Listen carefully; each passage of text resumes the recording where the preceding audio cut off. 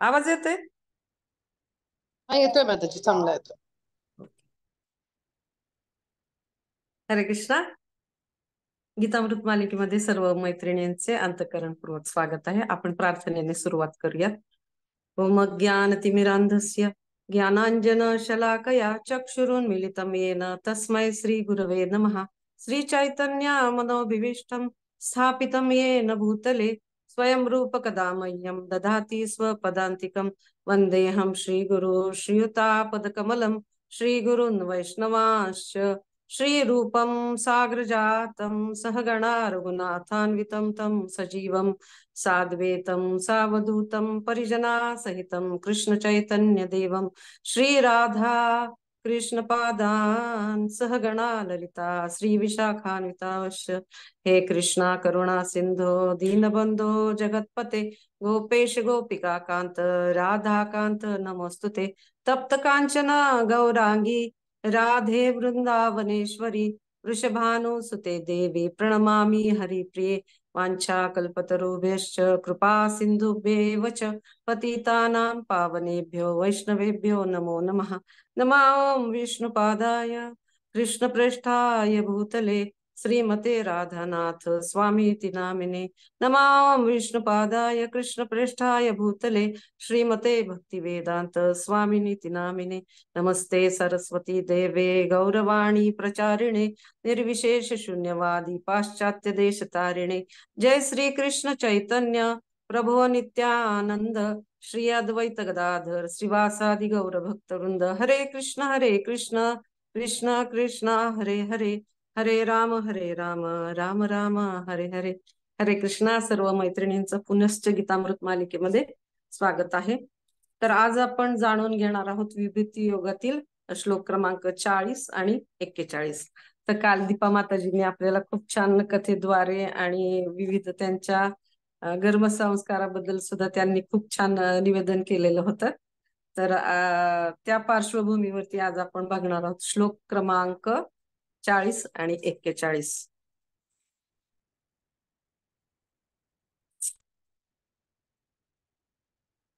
एक मिनिट.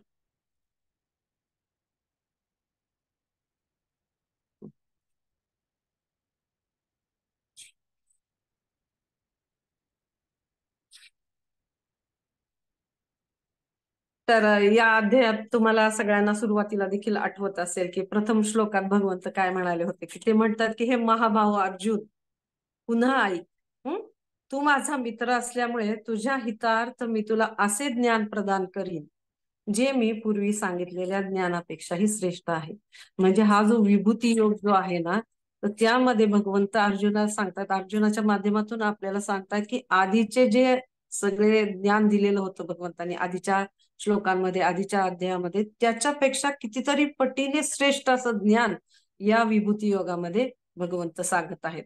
त्याच्यानंतर मैत्रिणींना तुम्हाला आठवत असेल की सांगतात की त्यांची उत्पत्ती ऐश्वर्य देवतांना देखील कळत नाही, महर्षींना देखील कळत नाही. कारण सर्व गोष्टींचे मूळ देवतांचे मूळ महर्षींचे मूळ कोण आहेत? स्वयं भगवंत आहेत. मग अर्जुन म्हणतात की हे कृष्णा तुम्ही मला सर्व सांगितले आहे ते मी पूर्णतया सत्य मानतो. बघा या ठिकाणी अर्जुन जे सांगतात ना की जे भगवंतांनी सांगितले ते अर्जुन पूर्णतया सत्य मानतात. याचा अर्थ काय मैत्रिणींनो की पूर्णपणे विश्वास ठेवून पूर्णपणे श्रद्धेने हे जे ज्ञान आहे ते आपण ग्रहण केलं पाहिजे. अर्जुनाच्या पदचिन्हांवरती आपण चाललं पाहिजे. त्यासाठी अर्जुन या ठिकाणी सांगतायत की तुम्ही जे काही मला सांगितलं आहे ते मी पूर्णतया सत्य मानतो. हे भगवन देवतांना दानवांना दानव पण खूप शक्तिशाली होते, देवता देखील खूप शक्तिशाली आहेत, त्यांना देखील तुमचं व्यक्तित्व ते जाणू शकत नाहीत. हे भूतभावन अर्जुन म्हणताना आपल्याला आठवत असेल की हे भूतभावन भूतेश देवाधिदेव हे जगतपते खरोखर तुम्हीच तुमच्या अंतरंगा शक्तीद्वारे स्वतःला जाणू शकता. कारण भगवंत ते सांगतात की अर्जुनाने विचारलेल्या प्रश्नावर उत्तर देतात भगवंत की मीच केवळ मला जाणू शकतो माझ्या अंतरंगा शक्तीद्वारे. मग अर्जुनाला असा प्रश्न पडतो की फक्त शुद्ध भक्तांपुढे भगवंत प्रकट होतात, अंतरंग शक्तीद्वारे भगवंतांना जाणून घेता येतं केवळ. मग आपल्यासारख्या जीवाचं काय? म्हणजे अर्जुन भविष्यातल्या आपल्यासारख्या जीवांबद्दल काळजी करतात. आणि त्याच्यानंतर ते हा प्रश्न विचारतात की मग इतर लोक जे सर्वसाधारण आहेत, बघा आपण कुठल्या स्तरावरती आहोत, आपण शुद्ध भक्त आहोत का? नाहीये आपण शुद्ध भक्त. किंवा आपण असंही म्हणता येणार नाही की खूप आपण ज्ञान घेतलेलं आहे, असंही नाहीये. मग अशा लोकांना भगवंतांना जाणून घ्यायचंय. भगवंत आधीच्या श्लोकांमध्ये मच्चित्ता मद्गत प्राणा बोधयंत परस्परम कथयंतश्च मादित्यम तुष्यंती च रमंती च, असे जे चतुश्लोकी गीता सांगतात भगवंत. पण भगवंतांना जाणून घेणं एवढं सोपं आहे का हो सर्वसामान्य जीवांना? मग या जीवांचं कल्याण कसं होणार? ते कशा पद्धतीने भगवंतांना स्मरण करणार? हो की नाही? हा एक मोठा प्रश्न होता. आता अर्जुन कसे शुद्ध भक्त आहेत, वैष्णव आहेत, महान वैष्णव. इतर जीवांची त्यांना परदुःखी दुःखी, म्हणजे या जीवांचं काय होणार पुढे जाऊन? मग ते तो प्रश्न विचारतात आणि भगवंत त्यांच्या अंतःकरणातली गोष्ट ते जाणतात की यांना पुढच्या लोकांची शंका आहे, पुढच्या लोकांबद्दल चिंता आहे.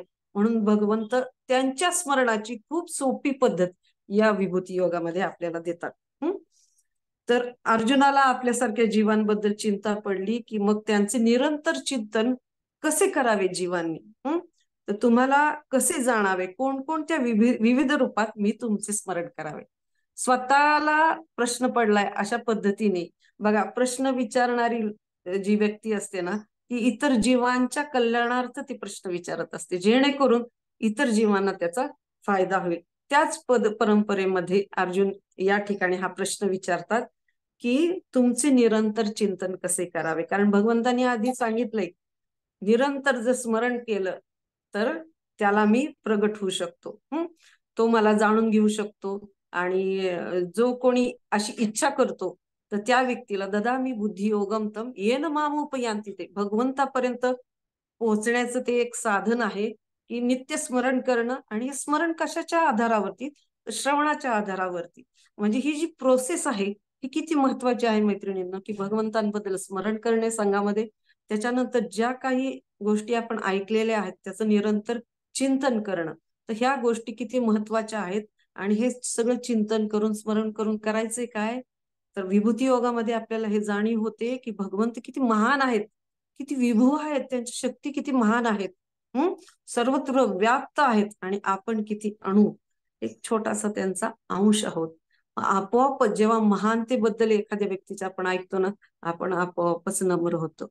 तर ही नम्रतेची भावना जी आपल्यामध्ये आहे परंतु आवृत्त झालेली आहे, ती नम्रतेची भावना या विभूती योगामुळे आपल्यामध्ये बाहेर येऊ शकते. ती भावना आपल्यामध्ये प्रगट होऊ शकते. तो भगवंताचं स्मरण करणे, भगवंतांबद्दल जाणून घेणे आणि ते जाणून घेतल्यानंतर नम्र बनणे आणि त्यांच्या भक्तीमध्ये संलग्न होणे, हा या सगळ्या भगवद्गीतेचा उद्देश आहे.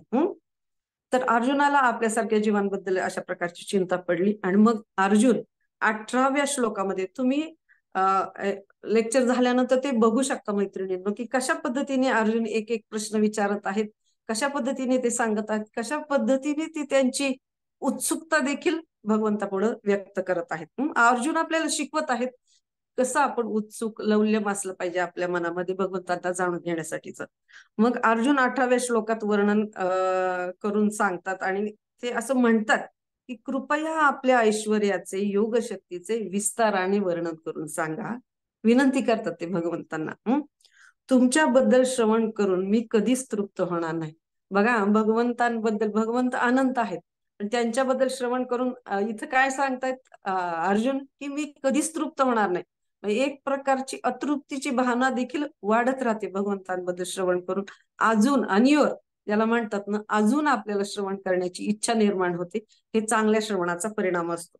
मग ते इथं अर्जुन सांगतात की तुमच्याबद्दल श्रवण करून मी कधीच तृप्त होणार नाही, कारण मी जितके अधिक श्रवण करतो तितके अधिक मला तुमच्या अमृतमयी संभाषणाचे रसास्वादन करण्याची इच्छा होते. बघा, लौल्यम अर्जुनानं शिकवतायत आपल्याला की कसं लौल्यम असलं पाहिजे.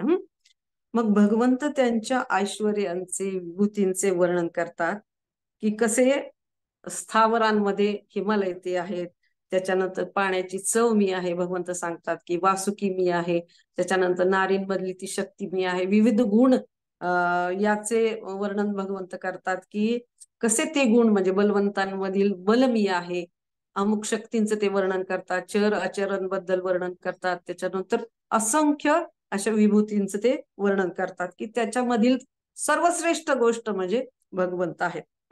आता 40व्या श्लोकामध्ये भगवंत काय सांगतात आपण ऐकूया. आपण श्लोक पाहूयात पहिल्यांदा.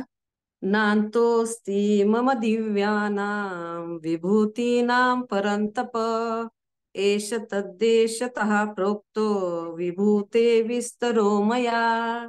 अर्थात हे परंतप, माझ्या दिव्य विभूतींना अंत नाही. मी तुला जे सांगितले आहे ते माझ्या अनंत विभूतींचे केवळ सूचक आहे. सूचक आहे म्हणजे एक काय म्हणतो आपण, ग्लिम म्हणतो ना, एक स्पार्क. जे काही सांगितले आपण बघितलं केवळ कशा विभूती आहेत, म्हणजे आपण एक डोळे विस्फारून या सगळ्या गोष्टींची कल्पना करत होतो किंवा चिंतन करत होतो या गोष्टींबद्दल की हिमालय मी आहे भगवंत सांगतात. म्हणजे जठराग्नी मधला वैश्वानर. म्हणजे तसं बघायला गेलं ना, आपण भगवंतांच्या शिवाय त्यांचं विस्मरण केलं तर आपण एक केवळ शून्य, मात्र एक शून्य म्हणता येईल. शून्याला तरी आकार असतो, पण आपण आहे ना किती चुटकू म्हणता येईल त्यांच्या पुढं. असं आपण इमॅजिन करू शकतो की भगवंतांखेरीज त्यांनीच हवा दिलेली आहे, हे जे आहे पूर्ण शरीर त्यांनी दिलेलं आहे. आपण अन्न खाल्ल्यानंतर पचवायची ताकद तरी आपल्यामध्ये आहे का? तर वैश्वानर होऊन ते आपल्या जठराग्नीमध्ये आहे बघा. मन ते आहेत. म्हणजे जर आपण विभूती परत जर वाचायला सुरुवात केला हा श्लोक ऐकल्यानंतर, तर आपल्याला हे जाणवल की आपलं अस्तित्व ती काय आहे भगवंतांशिवाय, केवळ शून्य. जेव्हा आपण त्या शून्यापुढे एक लावू तेव्हा त्या शून्याला किंमत राहते. म्हणून या श्लोकामध्ये, या अध्यायामध्ये पूर्ण आपण हे शिकायचंय की भगवंतांशिवाय आपल्या जीवनाला काहीही अर्थ नाही. आपण जे क्रियाकलाप करतोय, जी कार्य आपण करतोय ना, किंवा जे यश आपल्याला प्राप्त होत असेल ना, तर जेव्हा आपण भगवंताचं स्मरण करत नसू किंवा भगवंतांबद्दल कृतज्ञता व्यक्त करत नसू, तर ह्या सगळ्या गोष्टी शून्य मात्र आहेत. तर इथं तात्पर्यामध्ये प्रभुपाद खूप सुंदर रीतीने सांगतात बघा. प्रभुपादांच्या तात्पर्यामध्ये ना भगवंताचं प्रेम असं द्रवित होताना आपल्याला दिसत, कारण ते भगवंताचे शुद्ध भक्त आहेत आणि त्यांनी आपल्यावर एक इतकीच सुंदर कृपा केलेली आहे की त्या तात्पर्यामध्ये भगवंताचं ते जे प्रेम आहे ते निर्माण होण्यासाठी असं वाटतं की प्रभुपाद शेजारी बसून आपल्याला हे सगळं सांगतायत आणि असं वर्णन करतायत. तर ते बघूयात आपण तात्पर्यामध्ये प्रभुपाद काय सांगतात की वेदांमध्ये सांगितल्याप्रमाणे भगवंतांच्या शक्ती आणि ऐश्वर्यांना अनेक प्रकारे जाणण्यात आले तरी अशा ऐश्वर्यांना मुळीच अंत नाही. यास्तव सर्व शक्ती आणि विभूतींचे वर्णन करणे शक्य नाही. अर्जुनाच्या जिज्ञासेचे समाधान करण्याकरता केवळ काही उदाहरणे या ठिकाणी वर्णन करण्यात आली आहे. आपण कसं म्हणतो ना, ठीक आहे बाबा, तुला ऐकायचंय ना, थोडस मी सांगतो, अशा पद्धतीने भगवंत अर्जुनाला इथं सांगतात. त्याच्यानंतर पुढचा श्लोक आपण बघूयात लगेचच की यद्यद् विभूती मत्सत्वम श्रीमदुर्मर्जितमेव वा तत्तदेवावगच्छत्वम मम तेजो च संभवम. अर्थात सर्व ऐश्वर्यवान, सुंदर आणि तेजस्वी अभिव्यक्ती माझ्या तेजाच्या केवळ एकाच पुल्लिंगातून उत्पन्न झाल्या आहेत, हे तू जाण. तात्पर्य, आध्यात्मिक अथवा भौतिक जगातील कोणतीही सुंदर किंवा तेजस्वी अभिव्यक्ती ही श्रीकृष्णांच्या ऐश्वर्याचा केवळ एक अंश असल्याचे जाणले पाहिजे. कोणतीही असामान्य ऐश्वर्यमय वस्तू श्रीकृष्णांच्या ऐश्वर्याचे रूप आहे असे समजले पाहिजे. आता आपण हे बघूयात की इतका सुंदर दृष्टिकोन या वेगवेगळ्या श्लोकांमधून आपल्याला मिळतोय बघा. इथं असं म्हटलंय की अनंत शेषांना, म्हणजे असं म्हटलं गेलंय की अनंत शेष आहेत ना, त्यांना हजारो हजारो फणं आहेत. अनादी काळापासून भगवंतांच्या लीलांचे, ऐश्वर्याचे गुणगान सदैव अनंत शेष करत असतात, तरी देखील ते पूर्णपणे त्यांच्या ऐश्वर्याचे वर्णन करू शकत नाहीत. मग एका ठिकाणी असं देखील म्हटलंय मैत्रिणींनो, असा उल्लेख आलाय की सर्व वृक्ष, पृथ्वीवरील ब्रह्मांडातील सर्व वृक्ष गोळा केले, त्याचा एक पेन बनवला, पेन. त्याच्यानंतर समुद्र, नद्या, जेवढं काही त्याच्यामध्ये पाणी आहे ना, त्या पाण्याची शाई बनवली. आणि हे जे आकाश आहे ना, त्या आकाशाचा कागद बनवला. तरी देखील भगवंतांच्या ज्या ऐश्वर्य आहेत, त्यांच्या ज्या शक्ती आहेत, त्यांच्या ज्या लीला आहेत, त्याचं वर्णन त्या ठिकाणी पूर्णपणे करता येऊ शकत नाही.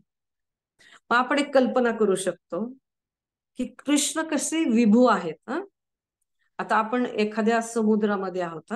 समुद्र आहे आणि आपण एखाद्या छोट्याशा बोटीमध्ये असलो आणि कडेला सगळीकडे समुद्राचं पाणीच पाणी आहे. तुम्ही क्षणभर डोळे मिटून ही कल्पना करू शकता, जिकडं बघावं तिकडं पाणीच पाणी, आणि आपल्याला एका छोट्याशा बोटीमध्ये बसवलं गेलेलं आहे. तर आपण ही किती आपण स्वतःला एकदम तुच्छ, एक कण मात्र समजू शकतो. त्या पाण्यामध्ये एक कण मात्र आपण स्वतःला समजू शकतो, ती भावना आपल्यामध्ये येऊ शकते. तर असे समुद्र हे भगवंतांच्या शक्तीचे एक छोटेसे कण आहेत. अशी ब्रह्मांड, अनंत अनंत ब्रह्मांड. बघा मैत्रिणींनी सगळ्या आपल्याला हे छान पद्धतीने समजून सांगितलं होतं की ही जी ब्रह्मांड आहेत ना, भगवंतांच्या रोमछद्रातून बाहेर पडलेली आहेत. अगदी मोहरीच्या दाण्याप्रमाणे ती आहेत भगवंताच्या दृष्टीने. मग अशा ब्रह्मांडांमध्ये आपली पृथ्वी, एक पृथ्वी आपला ग्रह, अनंत ग्रहांमधील ते एक पृथ्वी. त्या पृथ्वीवरचा तो आशिया खंड, वेगवेगळे खंड आहेत 5, त्याच्यामधला तो खंड, त्याच्यामधला आपला देश भारत, त्याच्यामध्ये महाराष्ट्र, महाराष्ट्रामध्ये पुणे जिल्हा, पुणे जिल्ह्यामध्ये बारामती तालुका, त्या तालुक्यामध्ये आपलं कुठेतरी एरिया अवधूतनगर किंवा कुठला एरिया, त्याच्यामध्ये आपलं ते छोटस घर, आणि त्याच्यामध्ये राहणारे आपण. हा जर विचार केला ना, आपोआप आपण नम्र होतो. आम्ही जेव्हा पुण्याला जातो येतो ना, तर तो बोबदेव घाटामध्ये रात्रीचा कधी प्रवास करायचा योग आला तर अवश्य मैत्रिणींनो बघा, वरून पुणे जे आपल्याला खाली गेल्यानंतर खूप मोठी सिटी वाटते. तर जेव्हा आपण वरून बघतो ना, छोटे छोटे लाईट लागलेल्या असतात आणि केवढा विस्तार दिसून येतो आपल्याला, तेव्हा आपल्याला कळतं की हे जे छोटे छोटे आपल्याला जे मोठं वाटतं ते किती छोटस स्वरूप आहे. किती आपण एक टायनी म्हणतो ना, आपण टायनी आहोत एकदम. पण जेव्हा आपण भगवंताच्या संपर्कात येतो ना, त्या शून्य जरी असलो आपण तरी त्या एकाच्या संपर्कात येतो ना, त्यावेळेस मग एकाच्या संपर्कात येणं म्हणजे काय की हरिनाम घेणं. त्या भगवंतांनी हरिनामामध्ये सर्व शक्ती निहित केलेल्या आहेत. त्या भगवंतांची आपण आराधना केली तर भगवंताची ती कृपा एकाच्या रूपाने आपल्या समोर येऊन थांबते आणि मग आपल्या जीवनाला खरा अर्थ प्राप्त होतो. आणि मनुष्य जीवनाचं ध्येय आहे ना, भगवंताची प्राप्ती करणं किंवा भगवंताचं प्रेम प्राप्त करणं, त्याच्यासाठीची ही जी प्रोसेस आहे, तर ही प्रोसेस कशी असली पाहिजे, ती भावना आपली कशी असली पाहिजे, भगवंत विभू कसे आहेत आणि आपण त्यांचे अणू कसे आहोत, आणि त्यांच्या स्मरणाने आपल्याला सर्व म्हणजे जे दुष्कर कार्य आहेत. सीसी मध्ये एक चैतन्य चरितामृत मध्ये खूप श्लोक सुंदर होता, परवा मी वाचन करताना त्याच्याबद्दल स्मरण केलं की भगवंताच्या स्मरणाने अगदी दुष्करातली दुष्कर कार्य सुकर होऊन बसतात, आणि त्यांच्या विस्मरणाने अगदी जी सुकर कार्य, छोटीशी जरी कार्य असतील, त्यांचं विस्मरण झालं तर ती अति दुष्कर अशा पद्धतीची बनतात. तर आपण हे जाणून घेऊ शकतो की आपलं अस्तित्व ते काय आहे, परंतु त्याला जर अर्थ द्यायचा असेल तर भगवंताचं स्मरण आपण केलं पाहिजे. आणि हरे कृष्ण कृष्ण कृष्ण हरे हरे, हरे राम राम राम हरे हरे, या मंत्राचा प्रभुपादांनी सांगितल्याप्रमाणे 16 माळा जप आपण केला पाहिजे. तर ती जी भक्तीची प्रोसेस आहे, तर ती प्रोसेस आपण अवलंबून ह्या विभू बरोबर कनेक्शन करण्याचा आपण प्रयत्न केला पाहिजे. तर आपण कल्पना करू शकतो की समुद्राच्या मध्यभागी जर आपण एकटे असू आणि कडेला सगळीकडे पाणी असेल, तर आपल्यामध्ये ती भावना निर्माण होऊ शकते की आपण किती टायनी जीव आहोत, किती क्षुद्र आहोत. परंतु भगवंताशी संपर्क केल्यामुळं, भगवंताची भक्ती केल्यामुळं आपण भगवंत नाही पण भगवंताचे अंश जे आहोत तर भगवंतांचे आपण बनू शकतो. ते नातं आपण प्रस्थापित करू शकतो. ज्याप्रमाणे आईच्या गर्भामध्ये बालक असतं आणि त्या बालकाला आईच्या नाळीमधून त्याचं पोषण होत असतं, हो की नाही? म्हणजे आईशी कनेक्शन बाळाचं त्या नाळीद्वारे असतं. तर मी एका लेक्चरमध्ये ऐकलं होतं, मला वाटतं सुदामा प्रभूजींच्या लेक्चरमध्ये ऐकलं होतं, ते हरिनामाबद्दल बोलत होते. तर हरिनाम म्हणजे काय? ती नाळ आहे मैत्रिणी, की भगवंतांशी कनेक्ट होण्यासाठी आपल्यासारख्या जीवांना हे वरदान, हे रत्न चैतन्य महाप्रभूंनी स्वयं दिलेलं आहे.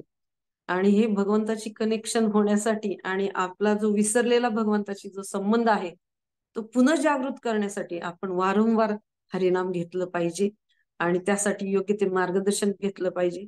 आणि त्यासाठी वैष्णवी समिती खूप म्हणजे प्रयत्नशील आहे की कशा पद्धतीने नामामृताच्या माध्यमातून आपल्याला हरिनाम कसं आपण घेतलं पाहिजे, त्यासाठी आपण कोणती काळजी घेतली पाहिजे आणि किती महान गोष्ट भगवंतांनी आपल्याला देऊ केलेली आहे. संकीर्तन यज्ञ देऊ केलेला आहे आणि किती भगवंत किती उदार आहेत पहा. त्यांना माहिती आहे कलियुगातले जीव एक साधारण आहेत, त्यांची बुद्धी अल्प आहे, आयुष्य कमी आहे, त्याच्यानंतर त्यांची इच्छा देखील नाहीये, म्हणजे अल्प आयुष्य, अल्प बुद्धी, अल्पमेधसा असं वर्णन आहे भागवतामध्ये. आपल्याबद्दल वर्णन आहे भागवतामध्ये की कशा पद्धतीने या जीवांचा उद्धार होईल. म्हणून भगवंत स्वयं नामरूपात आलेले आहेत आणि प्रभुपादांसारख्या शुद्ध भक्तांकडून आपल्याला हे सांगत आहेत की तुम्ही हरिनाम घ्या. चैतन्य महाप्रभू सांगत आहेत की नामाचा प्रचार केला पाहिजे. आपण इतरांना देखील या गोष्टी सांगितल्या पाहिजे, जेणेकरून ते जे नरकामध्ये चाललेत ना जीव वेगाने, तर त्यांचा देखील उद्धार होईल.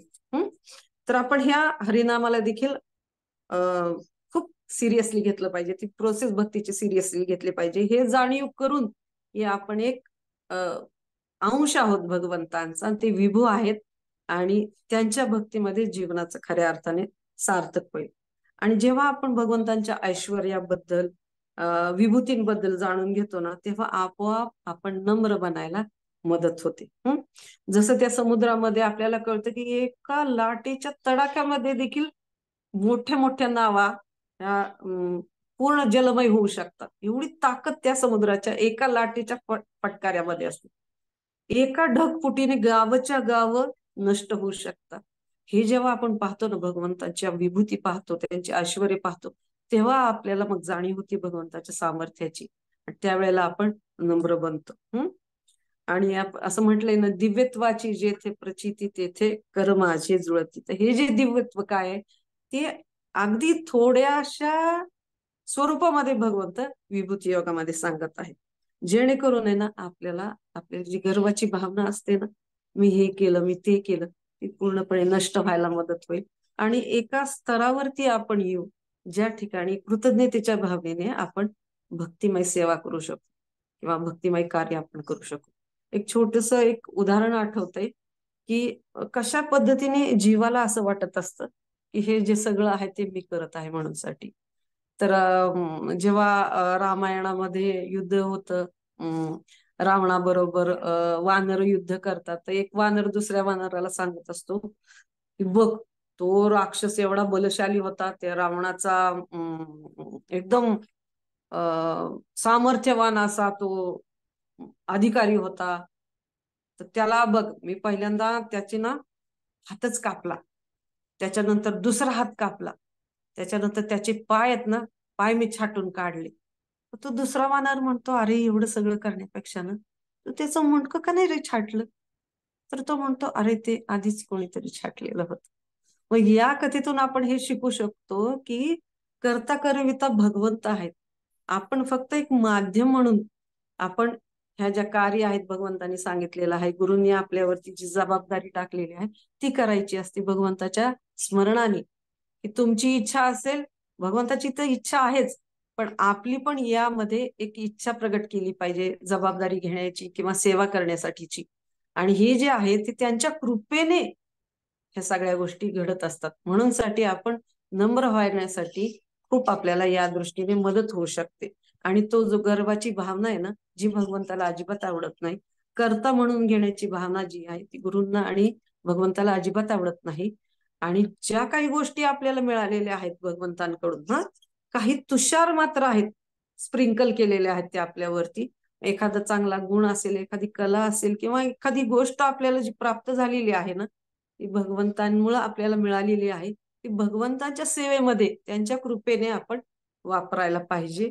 आणि भगवंत अशा पद्धतीने मग आपल्याला नम्र करतात. आणि नम्रतेने जेव्हा आपण सेवा करतो ना, ते खऱ्या अर्थाने मग आपल्या गुरूंना संतुष्ट करणारे ठरतात. ते एक छोटीशी प्रभुपाद लीलामृतमध्ये एक छोटीशी कथा आठवती या ठिकाणी, की प्रभुपाद जेव्हा परदेशामध्ये कृष्ण भावनेचा प्रचार करत होते आणि लेक्चर देत होते आणि भगवंतांच्या ऐश्वर्याबद्दल प्रभुपाद वर्णन करत होते. तर त्यामधील एक जण उठला आणि म्हणायला लागला, मीच भगवंत आहे. मी स्वतः सर्व शक्तिमान आहे, भगवंत आहे, असं तसं. तर प्रभुपादांनी बराच वेळ त्या व्यक्तीकडे बोलण्याकडे दुर्लक्ष केलं. त्याच्यानंतर आहे ना, मग काय झालं, प्रभुपाद बोलत राहिले, त्यांचे शिष्य प्रभुपादांचं ऐकत राहिले, पण ती व्यक्ती थोडाफार डिस्टर्ब करत राहिला.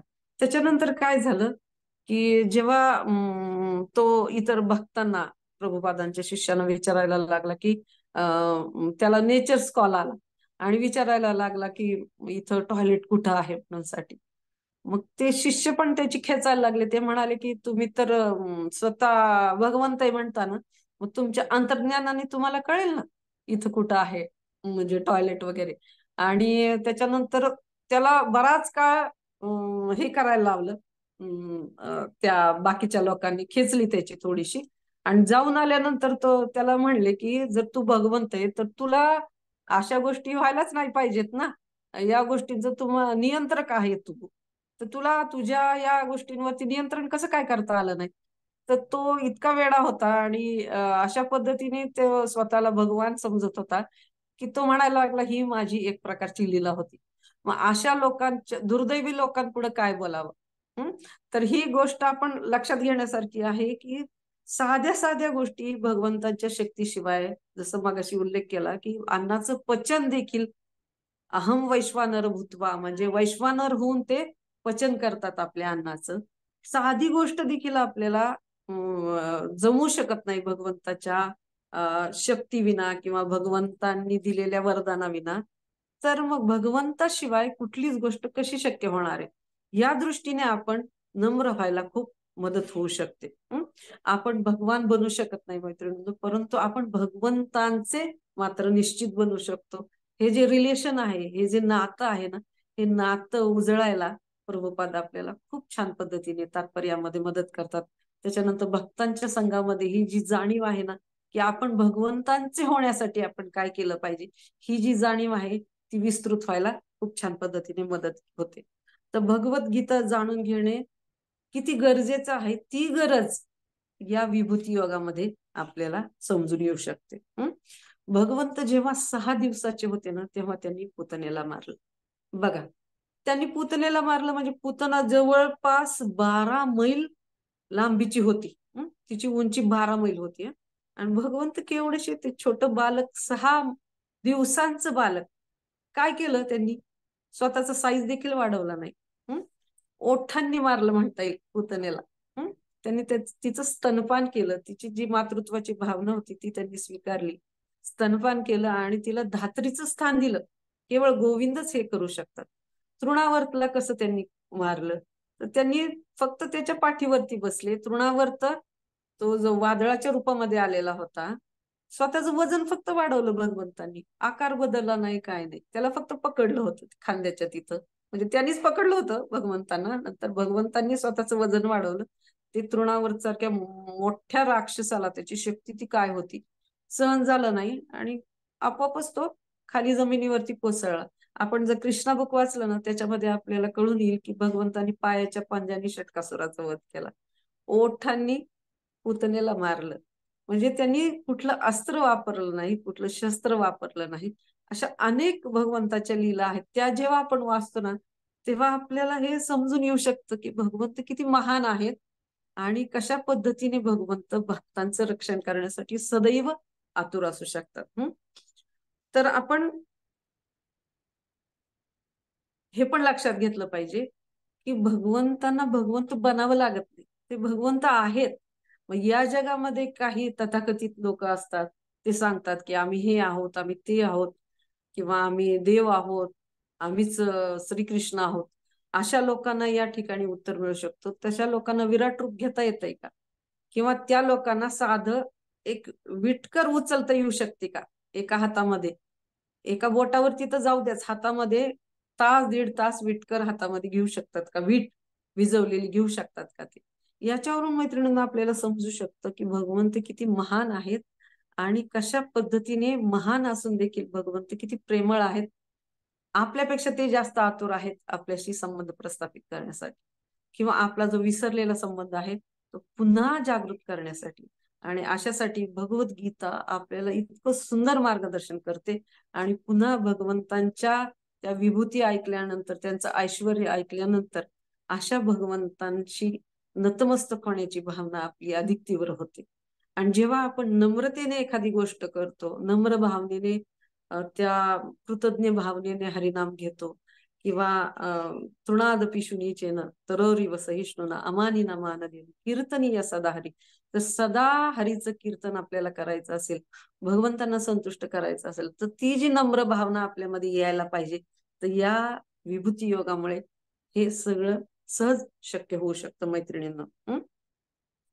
तर या ठिकाणी आपल्याला जेव्हा अर्जुन हे विचारतायत की तुमच्या विभूतींबद्दल आम्हाला थोडंसं सांगा, त्याचं वर्णन करा, ते श्रवण करण्यासाठी मी खूप उत्सुक आहे.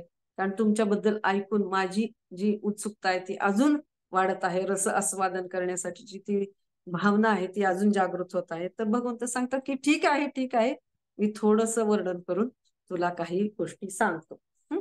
तर आपण हे बघितलं की, आणि 41व्या श्लोकामध्ये देखील इतकं छान वर्णन आलेलं आहे की सर्व ऐश्वर्यवान सुंदर आणि तेजस्वी अभिव्यक्ती माझ्या तेजाच्या केवळ एका स्फुल्लिंगातून उत्पन्न झाले आहेत, हे तू जाण. व तात्पर्यामध्ये प्रभुपाद जे सांगतात, आपण परत वाचत आहोत की आध्यात्मिक अथवा भौतिक जगातील कोणतीही सुंदर किंवा तेजस्वी अभिव्यक्ती ही श्रीकृष्णांच्या ऐश्वर्याचा केवळ अंश असल्याचे जाणले पाहिजे. आणि कोणतीही असामान्य ऐश्वर्यमय वस्तू श्रीकृष्णांच्या ऐश्वर्याचे रूप आहे असे समजले पाहिजे. बघा, या सगळ्या तात्पर्यामध्ये किंवा श्लोकांमध्ये आपल्याला हे जाणून घेता येतं की कशा पद्धतीने भगवंत किती कृपाळू आहेत. कशा पद्धतीने ते सगळीकडे अभिव्यक्त झालेले आहेत. आणि ती दृष्टी भगवंत अर्जुनाच्या प्रश्नाच्या माध्यमातून आपल्याला पोहोचवत आहेत की कशा पद्धतीने आपण त्याचं स्मरण करू शकतो. की अंश रूपाने जे ज्या ज्या ठिकाणी ते प्रगट झालेले आहेत, किंवा काही आपण हिमालय बघितलं तर आपल्याला भगवंताचं स्मरण व्हावं. त्याच्यानंतर झाडांची पानं बघितल्यानंतर आपल्याला स्मरण व्हावं या गोष्टीचं, की ब्रह्माजींनी झाडांना हिरवा रंग का दिला, तर ते भगवंतांच्या चिंतनामध्ये सृष्टी करताना सदैव तल्लीन होते. राधाराणींचा पिवळा रंग, सुवर्ण रंग, सुवर्णकांती, आणि भगवंताचा श्यामल निळा रंग, त्यांच्या मिश्रणातून जो रंग तयार होतो ना, पिवळा आणि निळा, तो असतो हिरवा. मग त्या चिंतनामध्ये मग्न होऊन ब्रह्माजींनी सृष्टीतील झाडांना हिरवा रंग दिलेला आहे. जेव्हा आपण हिरवा रंग बघू तेव्हा आपल्याला हे स्मरण व्हायला पाहिजे की हा राधा आणि कृष्णांचा रंग एकत्रितरित्या हिरवा बनलेला आहे. आणि भगवंतांचे जे भक्त आहेत, ब्रह्माजी जे द्वितीय सृष्टी करतायत, त्यांनी या स्मरणातून झाडांना हिरवा रंग दिलेला आहे. तर इथं भगवंत जे सांगतात की अंश रूपाने ज्या ज्या गोष्टी आपण, कोणी कधी सुंदर दिसेल, एखादी व्यक्ती खूप रूपवान असेल, तर आपण हे जाणून घेतलं पाहिजे की भगवंतांचं त्यांनी ते स्प्रिंकल केलेलं आहे, त्यांचं जे ऐश्वर्य आहे त्या व्यक्तीवरती. कोणी जर बुद्धिमान असेल तर आपण हे ध्यानात घेतलं पाहिजे. म्हणजे भगवंतांच्या स्मरणाने या गोष्टी त्यांच्याशी संबंधित आपण जेव्हा पाहतो, तेव्हा आपण खऱ्या अर्थानं कृष्ण भावना भावित होण्यासाठी खूप मदत होऊ शकते. जेव्हा कोणी शक्तिशाली व्यक्ती आपण पाहतो, तेव्हा आपण हे जाणून घेतलं पाहिजे की या ज्या शक्तिशाली आहेत, त्यांच्यातली शक्ती म्हणजे भगवंताची त्यांच्यावरती झालेली कृपा. आणि त्या शक्तीचा, त्या सौंदर्याचा, त्या विभूतीचा, त्या ऐश्वर्याचा वापर आपण जेव्हा भगवंतांच्या सेवेमध्ये करतो ना मैत्रिणींना, तेव्हा खऱ्या अर्थानं त्या गोष्टीचं सार्थक होऊ शकतं. मग जे जे काही आपण पाहू, जे जे काही आपण ऐकू, अशा प्रकारचं अलौकिक असं कार्य काही व्यक्तींकडून घडून येतं, तेव्हा आपण जाणलं पाहिजे की भगवंतांचं विशेष कृपा या व्यक्तीवरती आहे. आणि जोपर्यंत आपण नम्रतेने या गोष्टी स्वीकारत नाही, किंवा आपल्याला जरी एखादी गोष्ट मिळालेली आहे, तर ती देखील भगवंताची कृपा आहे. ती गोष्ट भगवंतांच्या सेवेसाठी आपण वापरली पाहिजे. आणि आपल्याला हे सगळी जाणीव झालेलीच असेल मैत्रिणींना, आतापर्यंतच्या सगळ्या श्लोकांमधून छान पद्धतीने मैत्रिणींनी सांगितलं होतं की भगवंत जे देतात ना, त्याचा जर आपण गैरवापर केला तर भगवंत ते काढून घेण्याची सुद्धा एक सामर्थ्य त्यांच्यामध्ये आहे. त्याच्यामुळं आपण नम्रतेने या सगळ्या गोष्टींचा वापर इतरांच्या कल्याणार्थ आणि स्वतःच्या खऱ्या अर्थानं कल्याणार्थ म्हणजे भक्तिमय सेवेसाठी केला पाहिजे. आणि श्रीकृष्णांच्याच कृपेने, श्रीकृष्णांच्या विभूतीमध्ये, श्रीकृष्णांच्या या सगळ्या सृष्टीमध्ये त्यांच्याच कृपेने आपण या सगळ्या गोष्टींना पाहू शकतो. श्रीकृष्णांशी संबंधित कृष्ण भावना भावित असं आपण पाहू शकतो. त्यांचं स्मरण करणं त्याच्यामुळं आपल्याला सोपं जातं. तर स्मरण कसं केलं पाहिजे याची पद्धती शिकवण्यासाठी हा विभूती योग आहे मैत्रिणींनो. त्याचं पालन आपण प्रभुपादांनी सांगितलेल्या पद्धतीने जर केलं तर खऱ्या अर्थानं आपल्याला विभूती योग अतिशय सुंदर असा हा अध्याय होता. आणि निरंतर भगवंताचं स्मरण करण्यासाठी अतिशय उपयुक्त असं मार्गदर्शन प्रभुपादांनी या ठिकाणी केलेलं आहे. शेवटी एकच छोटीशी गोष्ट सांगून थांबूयात आपण की रावणाने आपण बघितलं असेल, रावणाकडे किती ऐश्वर होतं आणि तो शिवजींचा किती भक्त होता. हं? तसं आपण बघितलं तर रावणाने देखील, हिरण्यकश्यपूने देखील तपश्चर्या केलेलीच होती. रावणाला सर्व देवी देवता सुद्धा भयभीत झालेल्या होत्या, एवढं त्याच्याकडं सामर्थ्य होतं. आपण जर भागवतमध्ये पाहिलं असेल तर त्याचे जे मित्र आहेत वेगवेगळे राक्षस, तर ते जर राक्षसांचं वर्णन जर आपण ऐकलं तर आपण थक्क होऊ. त्या राक्षसांना त्या कंसाने हरवलेलं होतं, किंवा त्या रावणाने कितीतरी शक्ती प्राप्त केलेल्या होत्या. हिरण्यकश्यपूने केवढ्या शक्ती प्राप्त केलेल्या होत्या, परंतु त्या शक्तीचा वापर त्यांनी भगवंतांच्या सेवेसाठी न करता भगवंतांच्या अंतरंग शक्तीचं शोषण करण्यासाठी जेव्हा केला, तेव्हा ते सगळं काही नष्ट झालं. तर यावरून आपण हे जाणून घेऊ शकतो की ज्या वेळेला बघा रावणामध्ये एवढी शक्ती होतं, एवढी त्याच्याकडे सेना होती, एवढं प्रचंड सामर्थ्य होतं, एवढी सेना असून एवढं राज्य होतं मोठं, आणि बिभीषणाकडे काय होतं? खरं बिभीषणाकडे काय शक्ती होती? रामनामाची शक्ती होती. फक्त ती 10 मस्तक जी रावणाने यज्ञामध्ये अर्पण करण्यासाठी निघाली, आणि एवढी तपस्या केली, एवढा वरदान प्राप्त केली ब्रह्माजींकडून, त्याचा काही उपयोग झाला का मैत्रिणी? तीच 10 मस्तक त्यांनी जर भगवंतापुढे, श्रीरामांपुढे नतमस्तक केली असती तर आज तो किती महान भक्त म्हणून गणला गेला असता. आणि बिभीषणाने त्यांचं एक मस्तक श्रीरामांपुढे नतमस्तक केलं, आणि बिभीषणाला भगवंतांचं जे मैत्री आहे ती मैत्री मिळाली. म्हणजे बिभीषणाची जी शरणागती आहे, तर शरणागतीमुळं एखादी व्यक्ती भगवंतांना प्रिय कशी बनू शकते, तशा प्रकारची शरणागती भगवद्गीता आपल्याला या ठिकाणी शिकवते. आणि हेही शिकवते की कितीही ऐश्वर्यवान व्यक्ती असेल, कितीही शक्तिशाली व्यक्ती असेल, तिने तिच्या मिळालेल्या शक्तीचा जर गैरवापर केला तर ती पूर्णतया नष्ट होते. आणि एखादा क्षुल्लक जीव सुद्धा जर त्याने इच्छा व्यक्त केली भगवंतांच्या भक्तीची, बघा प्रल्हाद महाराजांना किती भय वाटायला पाहिजे तसं बघायला गेलं तर, त्यांचे स्वतःचे वडील त्यांचे शत्रू होते, हे त्यांना शत्रू मानत नव्हते.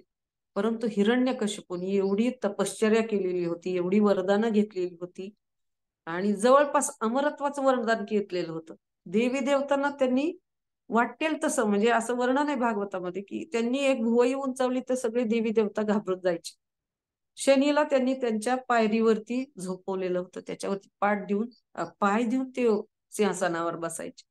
म्हणजे आपण विचार करू शकतो की सामर्थ्यशाली देवी देवता सुद्धा ज्यांना घाबरत असायचे, ते हिरण्यकश्यपू प्रल्हादाला कशा पद्धतीने वर्तन करायचे प्रल्हादाशी, की ते त्याला जाळायला निघाले, आगीमध्ये त्याला मारायला निघाले, का तर ते विष्णूचं स्मरण करतात म्हणून, स्वतःच्या मुलाला. कड्यावरून खाली ढकललं. त्याच्यानंतर असंख्य अशा सापांच्या विंचवांच्या गुहेमध्ये त्यांना सोडलं विषाने. पण प्रल्हाद महाराजांनी स्मरण काय केलं की ही जे वरून कड्यावरून जेव्हा त्यांना फेकत होते तेव्हा ते भगवंताचं स्मरण करत होते. त्यांना ही जाणीव होती की भगवंतांची पत्नी आहे माता, धरणी म्हणजे ती माझं संरक्षण करेल. किंवा त्यांना त्याची पर्वा देखील नव्हती. काय करायचं ते भगवंत करतील माझ्या बाबतीमध्ये. त्यांनी स्मरण चुकवलं नाही. अग्नीमध्ये जेव्हा त्यांना टाकलं तेव्हा ते स्मरण करत होते. त्या विषारी सापांमध्ये त्यांना सोडलं तेव्हा ते म्हणाले की अनंतशेष माझे काका आहेत. म्हणजे बघा, पिता माझं रक्षण कर, अवश्य रक्षिबे कृष्ण, ही भावना त्यांच्यामध्ये भगवंतांच्या स्मरणाने जागृत होती. आशाबंध त्यांच्यामध्ये जागृत होता.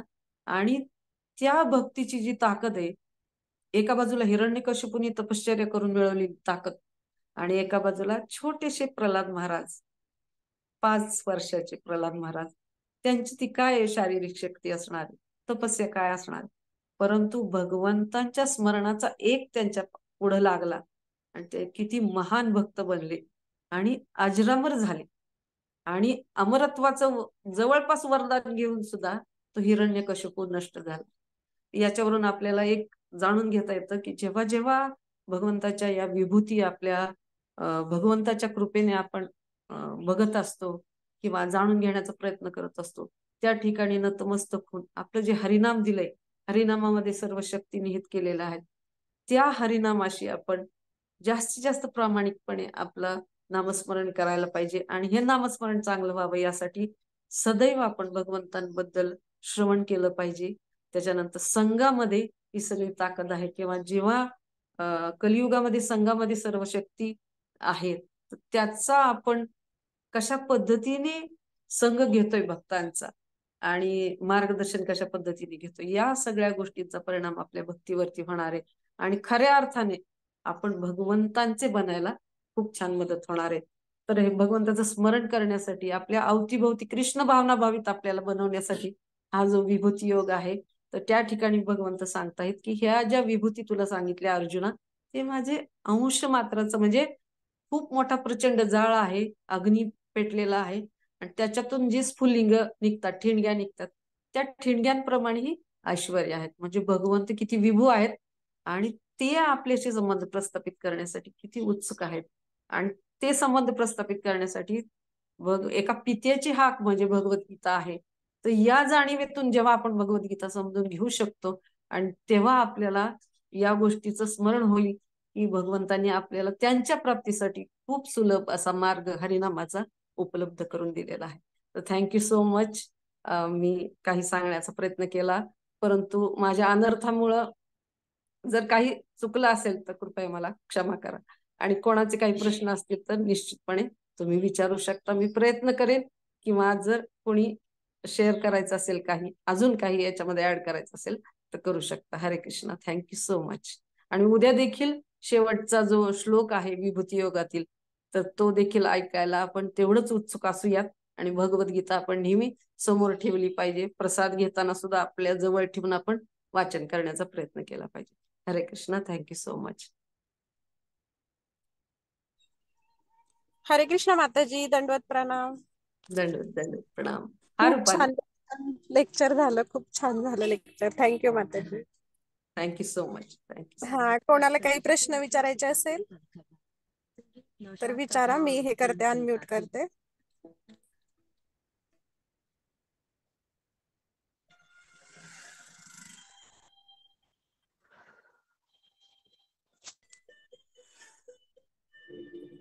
हरे कृष्णा. हा, हरे कृष्णा. केले सगळ्यांना अनम्यूट. कोणाला काही प्रश्न असेल तर विचारू शकता.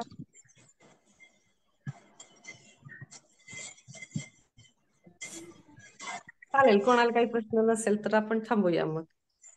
लेक्चर खूप छान झाले, त्यामुळे कोणाला काही प्रश्न नाही येत बहुतेक. चालेल. चालेल करू क्लोज माताजी मग? चालेल चालेल. हरे कृष्णा. हा, थँक्यू हरे सो मच. कृष्णा. उद्या 2 वाजता सगळ्यांनी जॉईन व्हा. ठीक आहे, ओके. 2 वाजता काय मंदिरातच. चालेल रुपाली, थांबूया. हो हो चालेल चालेल, मग एक मिनिट हा. एक दोन दिवसात जाते म्हणत ना.